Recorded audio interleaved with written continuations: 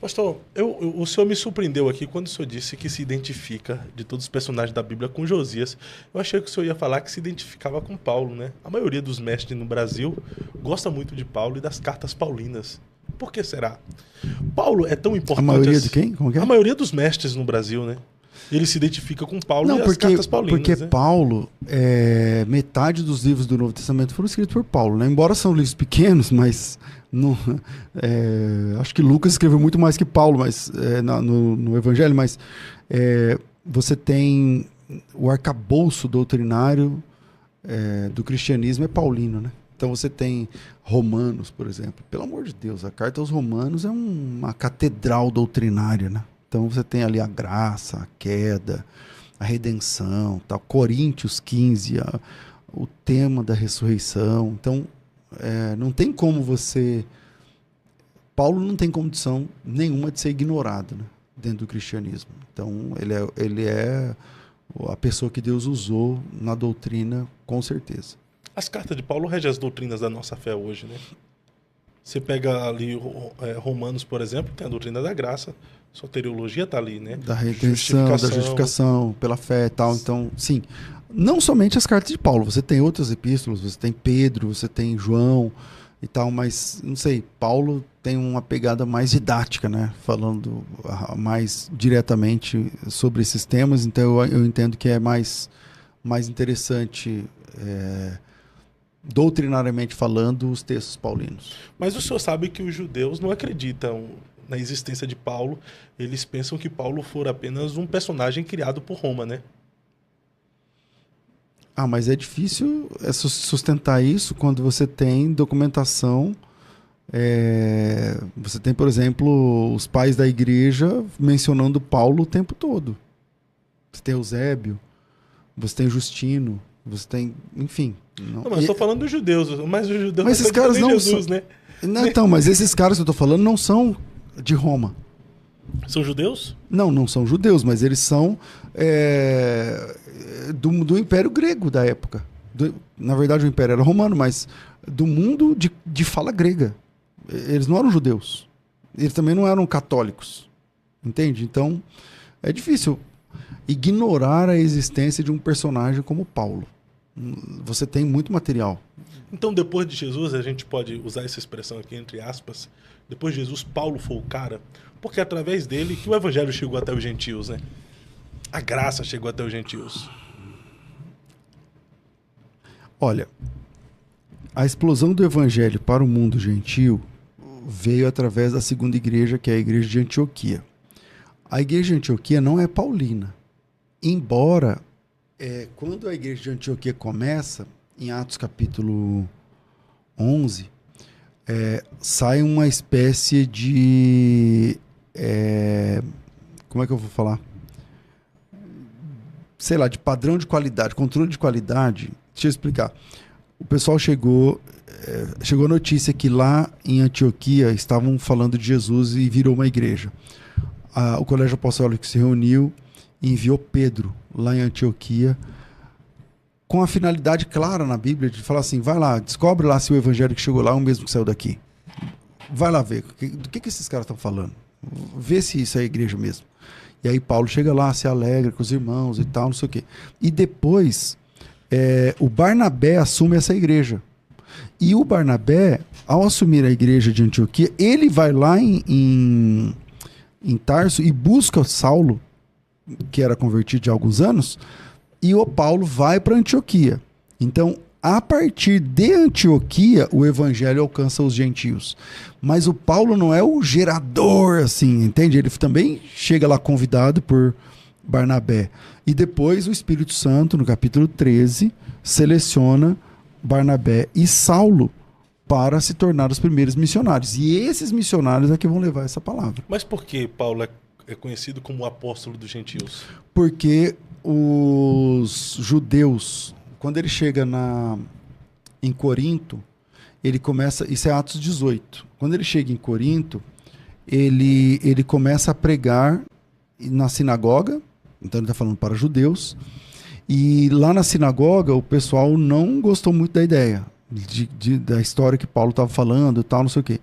E aí o Paulo falou assim, então beleza, então a partir de agora eu vou trabalhar somente com gentios, porque lá não tem ninguém para encher o meu saco. Ele não falou isso, mas... Parafraseando. Porque assim, ele chegou lá e começou a falar de Jesus, e o pessoal da sinagoga não gostou, começou a discutir, começou a dizer tal. E o que Paulo fez? Hoje, isso é proibido, cara. Não é proibido. Hoje isso é feio. Tipo assim, você sai, eu sou da sua igreja, aí eu saio e abro uma igreja na rua de baixo. 2 quarteirões, na mesma rua. Tá vendo? Não sei o quê. Mas o Paulo fez isso em Coríntios, em Corinto. Porque, eu não sei se eu vou achar esse texto aqui, mas deixa eu ver se eu acho aqui. Nessa época, Paulo seria, se fosse hoje, rebeliado, né? Exatamente. A igreja 18:7. 18:7. Quando Silas, 18:5. Quando Silas e Timóteo desceram a Macedônia, Paulo se entregou totalmente à palavra de Deus, testemunhando a judeus que Jesus é o Cristo. A judeus. Opondo-se a eles e blasfemando, sacudiu Paulo o pó da cabeça e disse: sobre a vossa cabeça seja o vosso sangue. Eu estou limpo e desde agora eu vou para os gentios. É aqui que vira essa chave. E saindo dali, entrou na casa de um homem chamado Tício Justo, que era temente a Deus, mas a casa dele era contígua à sinagoga. Sabe o que é isso? Era geminada, era parede meia. Paulo abriu uma igreja. Do lado? Aqui é a porta da sinagoga. Aqui tem a parede, aqui é a porta da igreja. O Paulo fez isso na Bíblia, no capítulo 18, versículo 7. Eu vou ler de novo. Saindo dali, entrou na casa de um homem chamado Tício Justo, que era temente a Deus, e a casa dele era contígua à sinagoga. Mas Crispo, o principal da sinagoga, creu no Senhor. Então o Crispo parou de ir na sinagoga e começou a ir na casa. Assim começa a igreja em Corinto. E essa é a virada de chave para que o apóstolo Paulo se dedicasse predominantemente aos gentios. Então, por isso chamado de apóstolo dos gentios. E Paulo, de fato, assim, ele teve uma grandeza extraordinária a ponto dele testemunhar que chegou até ao terceiro céu. Se na carne não sei, se no espírito também não sei, mas houve um homem que foi levado ao terceiro céu e lá Deus revelou coisas inefáveis que não foi lhe permitido contar aos homens. Ele está falando dele mesmo ou de uma terceira pessoa? Ele está falando dele mesmo porque na sequência ele fala assim que para que ele não se engrandecesse foi dado espinho na carne. Sim. Então ele está falando dele mesmo. Falando dele mesmo. É. Mas que coisas inefáveis são essas? Seria as mesmas coisas que Jesus revelou a João na ilha de Pátimo? Não dá para saber, ele não falou o que é. Olha, essa não vai ter que... Mas a pergunta que fica é, se foi a mesma coisa, por que permitiu João contar e não permitiu Paulo, né? Mas quem tá dizendo que é a mesma coisa é você, entendeu? A gente não sabe. Ele ouviu coisas inefáveis. Deixa eu ver se eu acho... É 2 Coríntios, né? Capítulo 12? Capítulo 12. 12. Cadê? A palavra inefável aqui é a palavra que não dá para explicar. Então ele ouviu coisas que não dá para explicar. O João tenta, né? Não sei se ele consegue, porque ele fala umas coisas que você olha e fala, como que é isso aqui mesmo? É inexplicável, realmente. Se fosse Paulo falava assim, isso aqui não dá para explicar. Depois os escatólogos tentam, né, explicar de todas as formas, mas ainda assim fica nessa discussão de pré, pós, milênio, e não chega a lugar nenhum, é só para discutir. Mas a revelação foi forte mesmo. Ele correu o risco de se ensurbebecer, de se engrandecer por essa revelação que foi lhe dado um espinho na carne. Que espinho na carne é esse que ele também não conta, né? Olha, algumas pessoas entendem que o espinho na carne de Paulo tem a ver com a culpa de ter autorizado a execução do Estevão. E ele tinha de conviver com essa culpa. Eu não consigo defender essa ideia, embora quando Paulo prega em Atenas, olha que interessante, Fábio. Quando Paulo prega em Atenas, ele copia um pedaço da mensagem do Estevão. E quando Estevão pregou, o Paulo não era crente. Ele tinha pegado a túnica, uma peça de roupa de Estevão, né? Não. Depositaram as roupas aos pés de um jovem chamado Saulo, porque o Saulo era ele era o mandante da morte de Estevão. Mas o Estevão pregou uma mensagem tão poderosa que marcou a vida do apóstolo Paulo. E quando ele vai pregar em Atenas, ele usa trecho da pregação de Estevão. Aquele lance que ele fala assim, ó, Deus não habita em templos feitos por mão de homens, não está na Bíblia lá no Antigo Testamento. Isso aí ele ouviu o Estevão pregar. E ele repete aquele sermão. Então eu acho que foi uma coisa muito importante para Paulo. Mas eu não acredito que seja isso, um espinho na carne. Um sentimento de culpa pela morte de Estevão. Não. Há uma outra linha que defende que pode ser uma enfermidade nos olhos que Paulo tinha, muito grande. Diz também que foi geralmente após a queda, no encontro com Jesus, né? Provavelmente. Se isso... Porque ele ficou cego 3 dias. Ele ficou cego 3 dias e depois caiu como se fosse as escamas, não sei o que lá. Mas tem um texto em Gálatas que ele é bem interessante nessa linha.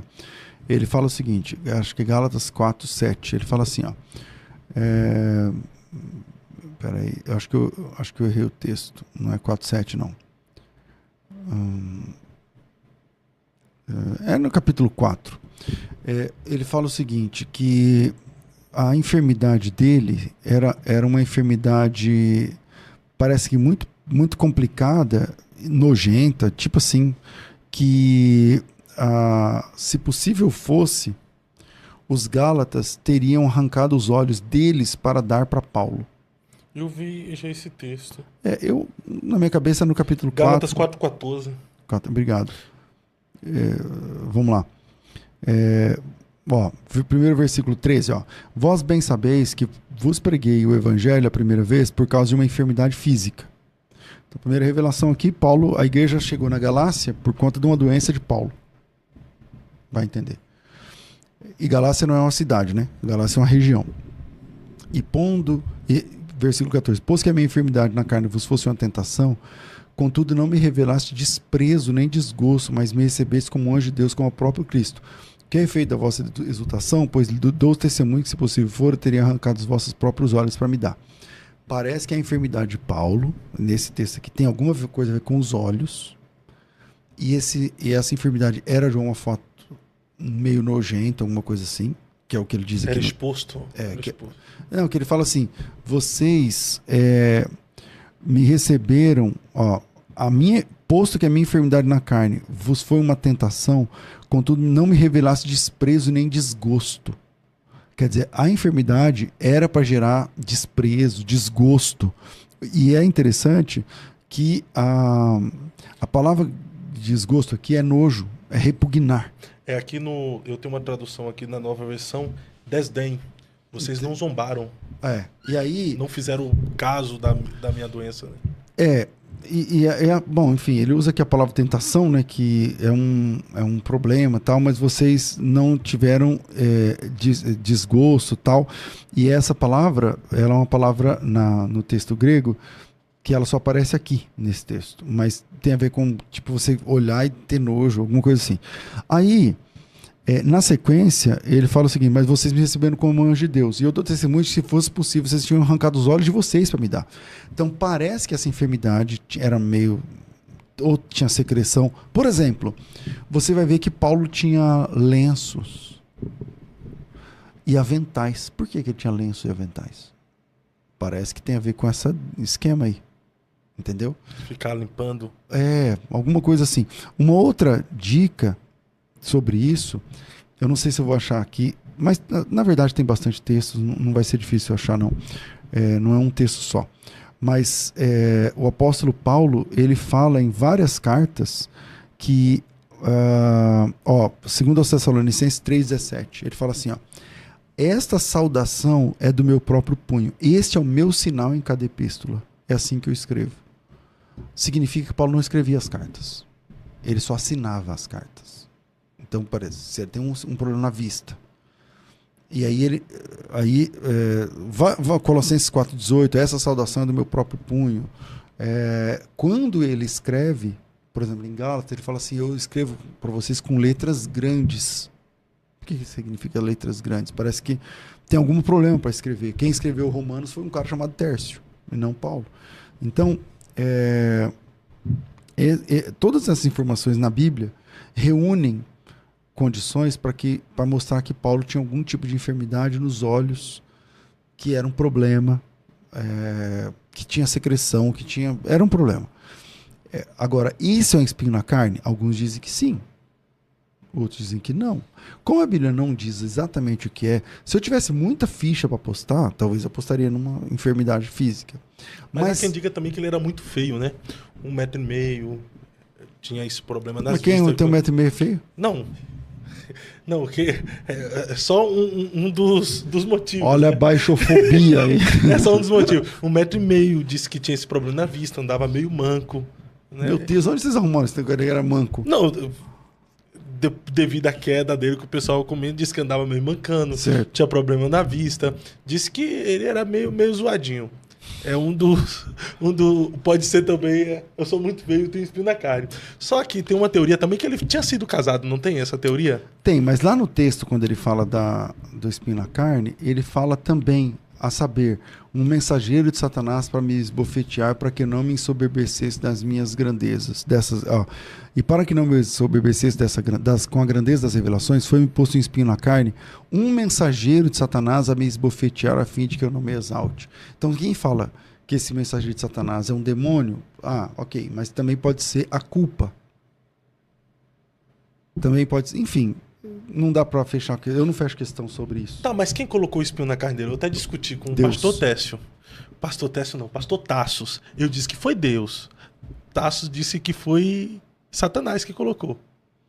Ele disse que o espinho na carne foi o próprio Satanás. Então, mas aqui não fala que foi Satanás. Ele fala o mensageiro de Satanás. É um mensageiro de Satanás. Mas só que ele fala que foi Satanás que colocou. Então, não sei se dá pra fechar a questão nisso aí. Foi-me posto um espinho na carne. Então, Satanás tem poder pra tocar? E se Satanás colocou o espinho na carne, ele quis ajudar Paulo? Porque se era... Para não se soberbecer? Para não se soberbecer. Aí Satanás falou, não, Paulo, então para você não se soberbecer, eu vou colocar aqui um espinho na carne em você. Então, parece que os pontos são mais para que foi Deus, né? Mas até... como não tem, assim, o Paulo ele não diz qual é o seu espinho na carne de forma específica... Tem gente que já pega isso aí para banalização, como pega também o amor de Davi por Jonatas é maior do que o amor por muitas mulheres, né? Aí tem os gaysistas, os LGBTQIA+, das igrejas inclusivas, que eles falam que o espinho na carne também é homossexualidade, que Paulo lutava contra... Tem até um jornalista bastante famoso aí, de direita, o Pavinato, que ele até traduz ali do grego malakoi, né? Malakoi, alguma coisa assim, dizendo que Paulo usava essa expressão. E ele, enfim, ele acaba dizendo que Paulo, ele afirma, até no podcast do seu amigo lá, o Rodolfo Marisa, amigão. Sem filtro. Ele afirma nesse podcast... Ele afirma, não, Paulo era gay, ele era gaysaço. Paulo de Tarso era gay, ele era gaysaço. Mas aí já é muita viagem também, né, pastor? Fala a verdade. É muita viagem afirmar que Paulo... Eu penso assim, as viagens acontecem o tempo todo, né? O pessoal viaja na maionese, mas quais são as evidências? Então, tem a evidência do texto? Não tem. Onde tem um texto que Paulo luta contra o desejo por uma pessoa? Onde tem esse texto? Qual é o versículo? Não tem. Então, se não tem, a partir de então é ilação, é imaginação, é interpretação da pessoa e tal. E há espaço para a pessoa interpretar o que ela quiser. Mas quando se a gente vai conversar, por exemplo, sobre isso, tá, legal, interessante. Eu nunca tinha visto essa interação, essa interpretação. Mas qual é o texto que aparece isso? Aí ele vai apresentar qual? O espinho na carne? Tá, entendi. Em que momento aqui está dizendo que isso aqui é uma luta sexual? Em lugar nenhum. Em lugar nenhum.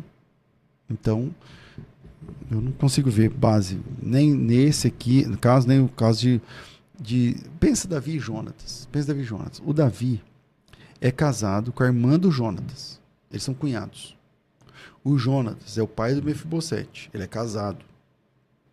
Então são dois caras. Olha quem está defendendo isso. Está defendendo que dois homens casados, homens de Deus, têm um caso.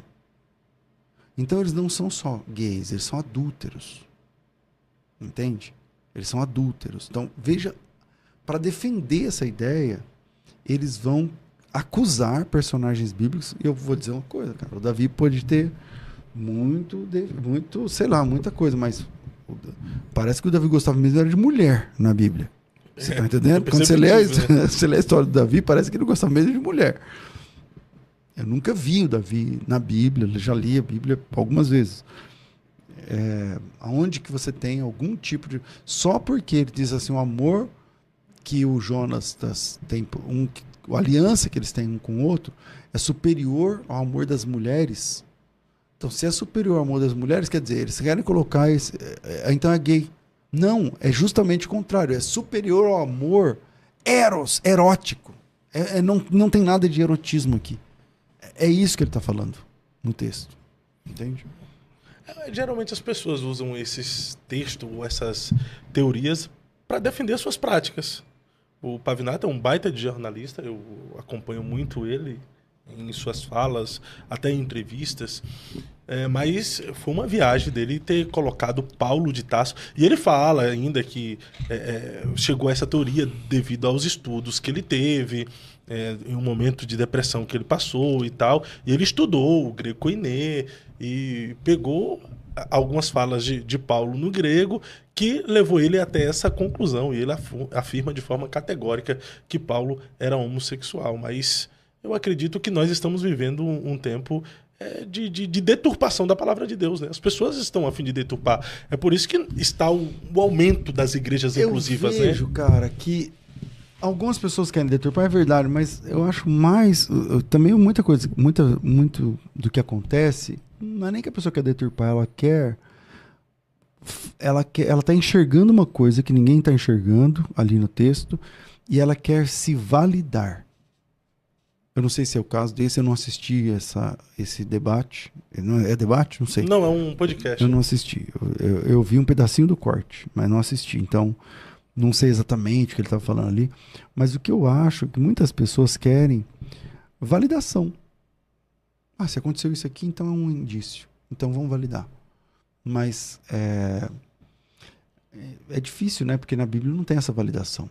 Não tem essa validação. Quando você quer essa validação ali no escuro, né? Não, se o amor é maior do que o amor pelas mulheres, então quer dizer que são gays. Mas peraí, o amor que você tem por Deus é maior do que o amor que você tem pelas mulheres? Quer dizer que você quer transar com Deus? Quer dizer, tá vendo? Não fecha a conta. Não fecha a conta, entende? Então, infelizmente, o que eu vejo é uma busca muito grande pela validação. E a luta desse movimento é uma luta interessante, porque eles são muito inteligentes, porque eles conseguiram mudar o jeito que as pessoas falam. E quem muda a língua, muda a mente. Se eu mudar o jeito que você fala, eu mudo o jeito que você pensa. Se eu mudar o jeito que você fala, eu mudo o jeito que você pensa. Quando há 10, não mais, 20 anos atrás, começa essa história de homofobia, veja,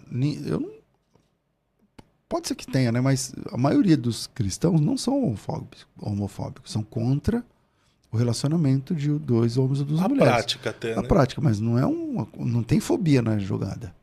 Porque uma fobia é um desespero, uma fobia. Se você tem fobia de altura, você passa mal, você desmaia, você chora, você grita, você não se controla, sua pressão aumenta. Mas isso não acontece quando um casal de duas mulheres ou de dois homens entra no elevador. Se eu estou no elevador, se você está no elevador, você muda a tua pressão? Não. Você começa a gritar, chorar, você desmaia? Não. Então não há homofobia aqui, não há fobia aqui. Mas eles mudaram o jeito de falar.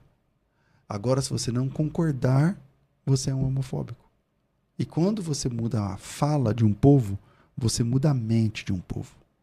Então, hoje, se você tem 15 anos de idade, você é um garoto de 15 anos, se você vê esse podcast aqui, onde eu falo que eu não concordo, aí eu sou o quê? Homofóbico. O crente vai falar, não, o pastor César é homofóbico, eu vi ele falar que ele é contra. Mas quem é que disse que a fobia é ser contra? Entende? Então, eles são ardilosos, mudou a nomenclatura, muda o jeito que as pessoas pensam. E quando muda o jeito que as pessoas pensam, pronto, você mudou uma cultura. Você colocou um ponto interessante aqui numa cultura. Então isso, o movimento, na época era o GLS, quando começou com esse negócio de homofobia, eles foram muito inteligentes e mudaram o jeito que a gente fala. E também essa questão do discurso repetido diversas vezes, uma hora acaba se tornando verdade, né? Ou calcifica a mente das pessoas. Calcificamente. Por exemplo, Paulo era gay, Paulo era gay, Paulo era gay, Paulo era gay. Daqui a 10 anos vai ter muitos cristãos com esse pensamento, mas né? porque as pessoas são formadas pelo corte. Eles suportam 1 minuto de conteúdo. Então eles não vão ler a Bíblia. Eles não vão ler a Bíblia. Isso não acontece mais. É difícil. O crente não lê a Bíblia. A maioria, né? Então, é porque se ler a Bíblia e pensar, então, se Paulo era homossexual, da forma como o cara fala, o próprio Paulo estava se autocondenando quando ele fala que os que praticam a homossexualidade, que é homossexual, vai para o inferno. Exato. Ele se É autocondenou. ele que fala isso lá em Coríntios 9. E outra, Paulo fala para os coríntios, ele fala assim, não teríamos nós direito de levar conosco uma esposa crente, como Kefas, como os irmãos do Senhor. Quer dizer, Paulo então era bi, porque ele está orando, ele está falando assim, gente, eu também teria direito de levar uma esposa, né? De ter uma esposa, e a esposa me acompanhar no ministério, não sei o que lá, não sei o que lá, não sei o que lá. Peraí, ou vocês acham que é a esposa, porque o Paulo já falava na linguagem neutra, e Paulo estava falando de um cara. Não combina. Ele está orando por uma esposa, ele está falando que não é orando, ele não está orando, mas ele tá legislando, falando assim, eu teria esse direito. Porque se Kefas tem esse direito, por que eu não posso ter? E aí, de levar uma irmã crente, não sei o quê, não sei o quê. Eu não lembro esse texto, mas eu posso achar. E, quer dizer, se ele é gay, se ele é homossexual, ele estaria orando por isso? Ele estaria militando por isso? Então, quer dizer, então ele é bissexual? Quer dizer que isso já destrói o castelo de cartas. Outra coisa, professor, o Paulo, ele foi casado? Dá para saber se ele foi casado? Para fazer parte do Sinédrio tinha que ser casado, né? E ele fez parte do Sinédrio. Então, o pessoal fala que ele fez parte do Sinédrio. Nós não temos uma evidência. Na Bíblia. Eu não lembro nenhum texto que Paulo... Ele era fariseu zeloso. Mas o farisaísmo era o maior partido da época. Mas não significa que ele fazia parte do Sinédrio. Mas tem uma galera que fala, defende que ele fazia parte do Sinédrio. E para fazer parte do Sinédrio tinha que ser casado. Então, para fazer parte... o texto era 1 Coríntios 9, 5. Só para... Eu estava procurando aqui, eu já volto nesse assunto. Então, 1 Coríntios 9, 5. Vamos lá, 1 Coríntios, capítulo 9, versículo 5. Diz assim... E também, versículo 4, para efeito de contexto. Não temos nós o direito de comer e de beber e de também fazer-nos acompanhar de uma mulher cristã, como fazem os demais apóstolos, irmãos do Senhor e Cefas, ou somente eu e Barnabé não temos esse direito? Quer dizer, Paulo está dizendo o seguinte, e aí, eu posso ou não posso ser acompanhado da minha esposa, de uma irmã, de ter uma esposa, uma irmã, tal, e ser levado? Ele poderia falar de um irmão, né, um esposo. Você está entendendo? Então, isso aí destrói o conceito. O problema é assim, cara, as teorias que as pessoas criam, elas são interessantes para o corte, mas quando você vai para o texto, não resiste. Agora, sobre Paulo ser do Sinédrio, eu não lembro de um texto contundente falando que Paulo fazia parte do Sinédrio. Não lembro. Eu não tenho, não sei esse texto. Mas tinha que ser casado para fazer parte? Tinha. Talvez ele era parte, ele pudesse... o texto mais forte é porque as vestes de Estevão foram depositadas aos pés de Saulo, e Saulo, então, teria que ser um cara importante na execução do Estevão. Então, pode ser por ali. Eu achei aqui no meu amigo Iá, sim, há fortes evidências de que Saulo de Tarso era um jovem fariseu com influência e autoridade, atuando com apoio do Sinédrio. Com apoio. E até mesmo participando como um dos juízes da perseguição aos cristãos, como ele mesmo menciona em Atos 26:10. Quando o voto dele era contrário. Isso, sendo considerado um executor do Sinédrio antes da sua conversão.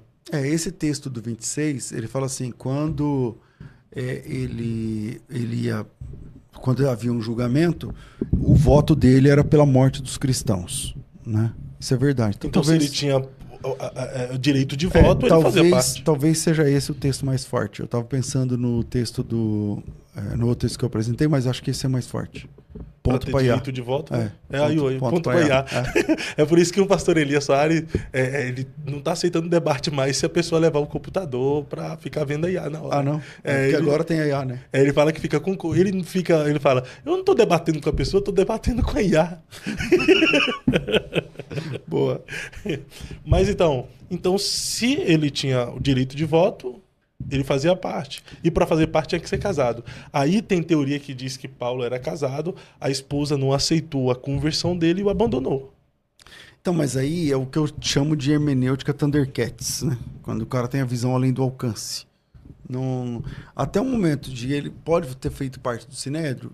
Pode. Eu nunca neguei que ele poderia fazer parte. Eu não sei de um texto contundente. Você está apresentando o texto de Atos 26... que não fala que ele é parte do Sinédrio, mas dá a entender. Então, vamos chamar de texto contundente, ok. Agora, se a mulher dele faleceu, se a mulher dele ficava orando por ele nas expedições, não. A Bíblia apresenta o Paulo sem esposa. Não, nós não temos uma esposa do apóstolo Paulo, como não temos, tirando Pedro, a esposa de outro apóstolo. Tem esse aqui do texto que eu li de Coríntios 9, quando o próprio Paulo fala assim: não temos nós o direito de levar também, nos fazer acompanhar de uma esposa cristã, não sei o quê, como os demais apóstolos. Tá, mas só temos esse texto de Paulo falando, mas não temos um texto acontecendo lá, como temos o Pedro, que o Pedro também nem aparece com a esposa, que ele tem sogra, né? Então, só aparece a sogra. Meio que você faz entender. Por exemplo, qual é o nome da esposa de Pedro? Não sabemos, pelo menos pela Bíblia não. Então, parece que Paulo, ele tinha esposa, ok, mas que não aparece se ela morreu, se ela ficava em casa esperando, não dá para saber. Mas não dá para saber, falar que ele tinha esposa e tal, porque ele fala bem assim, bom é se todos fossem igual ele, que conseguisse ficar solteiro. É aquela palavra não é solteiro, né? É sem a mulher. Sem mulher, por exemplo. Mas se você não pode abrasar, se você não suporta, é melhor casar do que se abrasar. Por exemplo, se ele tem não estou divulgando que ele tem uma esposa que ficava em casa orando, não. Mas se esse fosse o caso, ele ficava mais de um ano numa expedição missionária. Então ele está dizendo, ó, fica como eu, fica em santidade, cara. Aguenta aí, por exemplo. Então, nós não temos condição de falar, olha, a esposa dele morreu, ele era viúvo. É uma possibilidade importante. Ou ele se divorciou porque a esposa não aceitou a Cristo. A esposa abandonou, como dizem, né? Porque ele mesmo diz assim, se a parte não cristã se apartar, nesse caso o irmão ou irmã não está sujeito à servidão. Mas eu não tenho como advogar. O que aconteceu? A Bíblia não diz, cara. Sobre essa questão também da esposa ficar em casa e ele viajar, não tem como, porque ele entraria em contradição, porque ele disse, se você for fazer um propósito de jejum, não fique muito tempo jejuando para que vocês não caiam em tentação. Mas aí não é uma viagem longa, né? E naquela época era muito comum os maridos viajarem longamente. Não é um caso como esse. Ele está dizendo assim, com a desculpa de se ater às coisas de Deus no jejum e na oração, isso tem que acontecer por pouco tempo para que Satanás não tente vocês. Mas era muito comum as pessoas... por exemplo, o apóstolo Pedro era casado e viajou para Roma, por exemplo. Nem sempre os homens levavam as esposas nas expedições. Então, isso não é um problema para esse texto aí de que a esposa ficaria em casa. Eu não acredito que ele tinha esposa. Mas é uma possibilidade. É uma possibilidade que ele fosse viúvo. Tem as possibilidades. O que eu estou dizendo é que não tem como bater o martelo e falar assim, o apóstolo Paulo, a condição dele era essa e a prova da Bíblia está aqui. Então será que o espinho da carne dele não estava relacionado a isso? Vamos lá, não tinha esposa, mas era homem. Não tinha desejo sexual, não? Então, é que o texto do espinho na carne está escrito lá que tem a ver com ele não se ensoberbecer por causa da revelação. Então, mas o cara, quando peca, ele se sente fraco. Quando ele tem um desejo impuro a respeito de alguém. É como se fosse que colocava, poxa, eu sou pecador. Então, mas não é o que o texto lá diz. Não, mas, por exemplo, o camarada teve uma grandeza da revelação, tudo lá. De repente passou uma mulher bonita, ele olhou e Paulo, pela comunhão que teve com Deus, se ele vacilou na mente ali, a consciência já ia cobrar. Ele, pô, sou pecador, não sou esse cara santo todo que eu acho que eu sou. Não. Aí o espinho na carne seria essa tentação. Poderia ser a tentação. E Deus que mandou essa mulher. Não, eu não tô falando de uma mulher Você específica. lembra lá no texto? Não, mas eu não tô... Mas você lembra lá no texto? Porque esse argumento foi seu, agora mesmo. Você que falou. Então não pode ter sido Deus. Não pode ter sido o diabo. Tem que ter sido Deus. Mas ele mandou para que ele não se exaltasse com aquela revelação. Então Deus está tentando o Paulo. Não, mas porque a poderia ser Bíblia uma diz fraqueza, que Deus não né? tenta ninguém. O espinho na carne não seria uma fraqueza? Não, o texto não diz que é uma fraqueza. O texto diz assim, ó, foi-me dado um espinho na carne para que eu não me exaltasse por causa da grandeza da revelação. A gente está caminhando por um terreno que a gente não sabe onde pisar. Eu não tenho texto para isso. Mas o fato é que todos têm um espinho na carne. Então, não sei. Todo mundo tem? O seu tem? Claro que eu tenho. Eu tenho muito... Eu não sou um cara perfeito. Então, se o senhor tem e se Paulo tinha, todos temos. Então, mas essa lógica sua... Essa lógica sua... Você tem? Eu tenho. Quem não tem um espinho na carne? Então... Mas se Paulo não falou qual era o dele, por que eu tenho que falar o meu? Mas não tô perguntando qual é o seu. Eu tô dizendo assim... Eu sou um cara cheio de espinhos, né? Se isso é fala assim, não, então é uma fraqueza ou é uma debilidade ou não sei o quê. Então não tem um só, não, tenho vários. Agora, eu não consigo, parece que você quer que eu fale, olha, o espinho na carne de Paulo era esse. Eu não tenho documento para falar qual era. Eu não tenho documento. Eu disse agora há pouco, se eu tivesse muita ficha para apostar, talvez eu apostaria nessa história da enfermidade. Da enfermidade física que Paulo teve até a morte. Mas eu não tenho condição. Gostou desse vídeo? Se inscreva no canal, curta e compartilhe. Nos vemos no próximo vídeo.